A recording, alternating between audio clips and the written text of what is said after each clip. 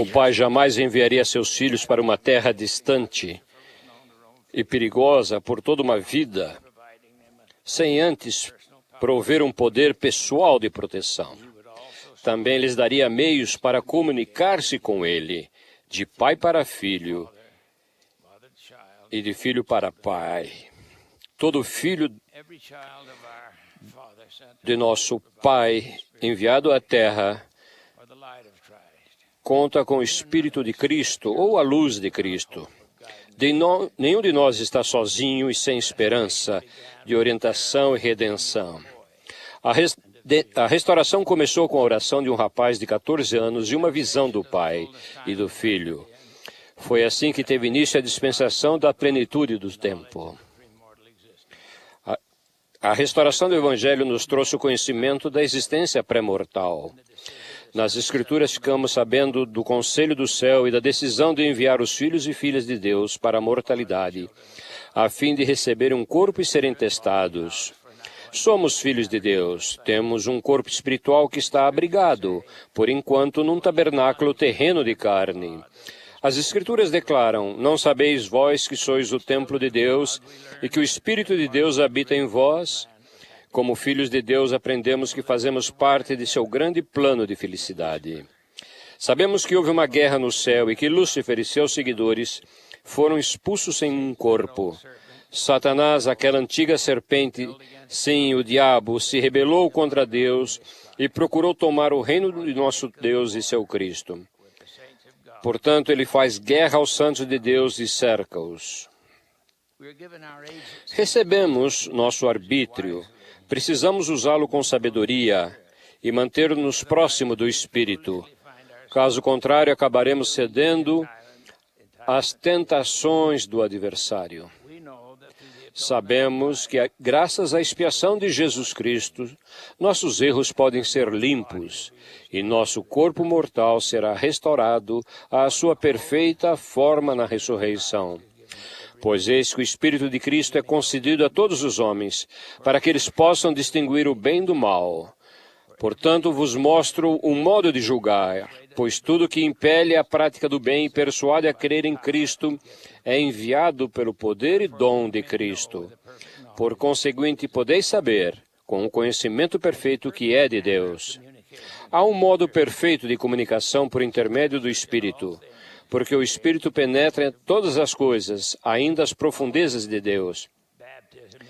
Depois do batismo na Igreja de Jesus Cristo dos Santos dos Últimos Dias, há uma segunda ordenança, a imposição de mãos para o dom do Espírito Santo. A doce e serena voz da inspiração vem mais como um sentimento do que como um som. A pura inteligência pode entrar em nossa mente. O Espírito Santo se comunica com o nosso espírito mais pela mente do que pelos sentidos físicos. Essa orientação vem por meio de pensamentos, sentimentos, sussurros e impressões. É mais provável que sintamos as palavras da comunicação espiritual do que as ouçamos e que vejamos com os olhos espirituais do que com os olhos mortais. Servi por muitos anos no Quórum dos 12 Apóstolos com o elder LeGrand Richards. Ele morreu aos 96 anos de idade. Ele contou que, quando tinha 12 anos, assistiu a uma grande conferência geral no tabernáculo. Lá, ouviu o presidente Wilford Woodruff falar. E o presidente Woodruff contou uma experiência em que foi guiado pelo Espírito.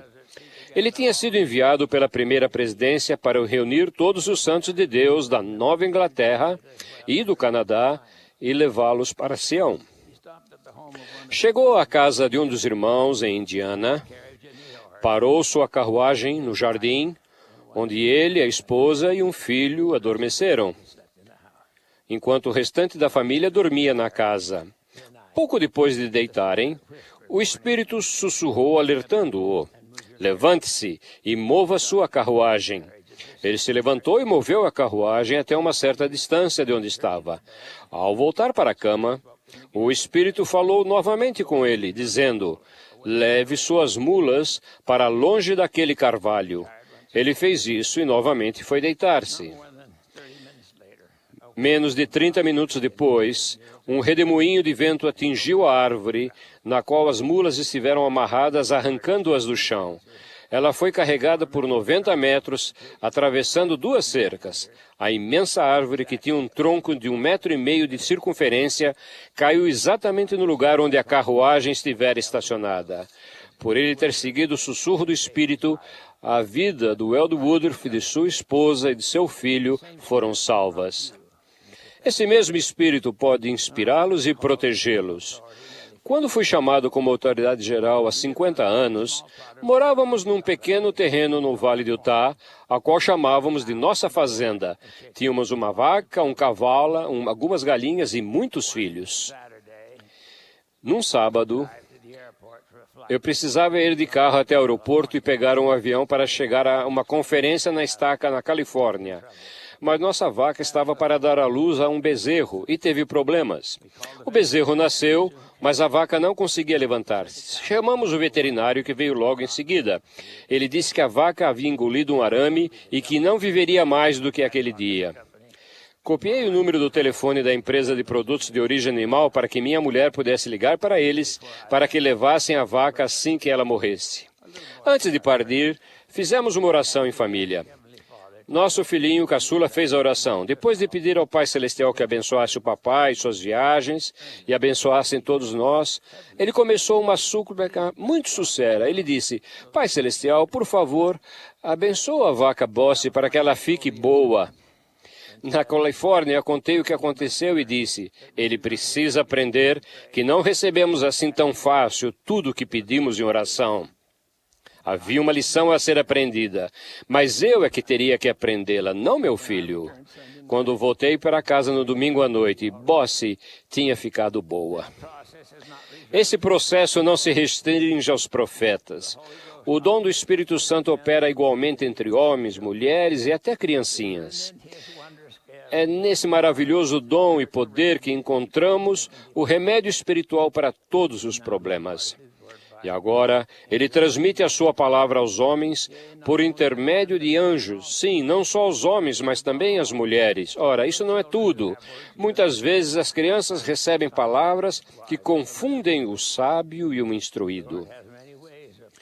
O Senhor tem um meio de derramar conhecimento em nossa mente a fim de inspirar-nos, guiar-nos, ensinar-nos, corrigir-nos e alertar-nos. O Senhor disse: eu te falarei em tua mente e em teu coração, pelo Espírito Santo, que virá sobre ti e que habitará em teu coração. E Enos escreveu: enquanto estava assim lutando no Espírito, eis que a voz do Senhor me veio outra vez à mente. Vocês podem saber coisas que precisam saber. Orem para que aprendam a receber essa inspiração e para que permaneçam dignos de recebê-la. Mantenham esse canal, a sua mente, limpo e livre do tumulto do mundo. O elder Graham W. Doxey, que serviu no Quórum dos 70, contou-me uma experiência que teve. Sua mãe, que mais tarde foi conselheira na presidência geral da primária, também me contou essa mesma experiência. Durante a Segunda Guerra Mundial, ele estava na Marinha servindo na China. Ele e vários outros companheiros foram passar de trem até a cidade de Tientsin. Subiram num trem para retornar à base, mas depois de 1 hora, viram que o trem virou para o norte. Estavam no trem errado. Nenhum deles falava chinês. Puxaram a corda de emergência e pararam o trem. Desembarcaram em algum lugar do interior do país sem nada a fazer a não ser voltar a pé para a cidade. Depois de caminharem por algum tempo, encontraram um trole de tração humana do tipo usado pelos ferroviários. Eles o colocaram no trilho e começaram a bombear as alavancas para fazê-lo mover-se. Ele descia bem as ladeiras, mas tinha que ser empurrado nas subidas. Ao chegarem a uma descida, subiram no trole e o deixaram rolar pelos trilhos. Graham foi o último a subir. Restou-lhe apenas um lugar na parte da frente do carrinho. Ele correu ao lado do trole e finalmente subiu ao bordo. Ao fazer isso, escorregou e caiu. Foi sendo empurrado de costas, com os pés apoiados no trole, mas para não ser atropelado. À medida que o carrinho foi ganhando velocidade, ele ouviu a voz de sua mãe exclamar: "Bud, tenha cuidado." Ele calçava pesadas botas militares. O pé escorregou e a sola da bota se prendeu numa engrenagem da roda e fez o carrinho parar a 30 centímetros de sua mão. Seus pais, que na época presidiam a missão dos estados do centro-leste dos Estados Unidos, estavam dormindo num quarto de hotel. A mãe ergueu-se no leito às 2 da manhã, acordou o marido e disse: "Bud está em perigo." Ajoelharam-se ao lado da cama e oraram pela segurança do filho. A próxima carta que ele recebeu dizia: "Bud, o que aconteceu? O que houve com você?" Então, ele escreveu contando o que havia acontecido. Quando compararam os horários, no exato momento em que ele estava sendo empurrado nos trilhos, os pais estavam de joelhos num quarto do hotel, do outro lado do mundo, orando por sua segurança. Essas experiências de inspiração e oração não são incomuns na igreja. Elas fazem parte das revelações que o nosso Pai Celestial nos faz. Uma das mais afiadas ferramentas do adversário é convencer-nos de que não somos mais dignos de orar. Não importa quem você seja, o que tenha feito, sempre pode orar. O profeta Joseph Smith prometeu que todos os seres que têm um corpo têm poder sobre aqueles que não têm. Quando chegar a tentação, você pode inventar uma tecla delete, de apagar, talvez a letra de um hino favorito. Sua mente está no comando, seu corpo é um instrumento de sua mente.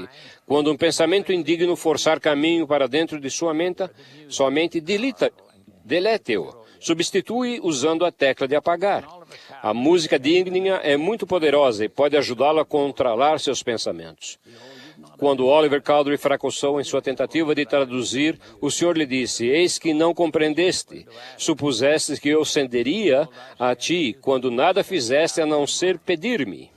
Eis que te digo que deves estudá-los bem em tua mente. Depois me deves perguntar se está certo. E se estiver certo, farei arder dentro de ti o teu peito. Portanto, sentirá que está certo.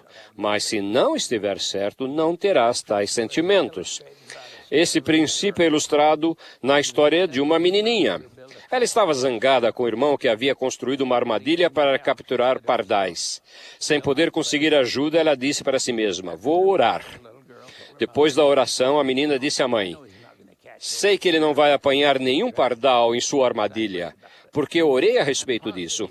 Eu tenho certeza que ele não vai pegar nenhum pardal." A mãe disse: "Como você pode ter tanta certeza?" E ela disse: "Depois de orar, fui até lá e chutei aquela velha armadilha." Ore, mesmo que você seja jovem rebelde como o profeta Alma, ou tenha uma mente fechada como a de Amaleque, que sabia a respeito dessas coisas, embora não quisesse saber. Aprenda a orar, ore sempre. Ore na mente e no coração, ore de joelhos. A oração é sua chave pessoal para o céu. A fechadura está do seu lado do véu. Eu também aprendi a terminar todas as minhas orações dizendo: "Seja feita a tua vontade." Não espere livrar-se totalmente dos problemas, desapontamentos, sofrimentos e desânimos, porque foi para suportar essas coisas que viemos para a Terra. Alguém escreveu: "Com mãos estouvadas e impacientes, embaraçamos os planos que o Senhor criou. E quando choramos de dor, Ele diz: fique quieto, homem, enquanto eu desfaço o nó." As Escrituras prometem: "Não veio sobre vós tentação senão humana, mas fiel é Deus que não vos deixará tentar acima do que podeis. Antes, com a tentação, dará também o escape para que possais suportar." O Senhor disse: "Achegai-vos a mim."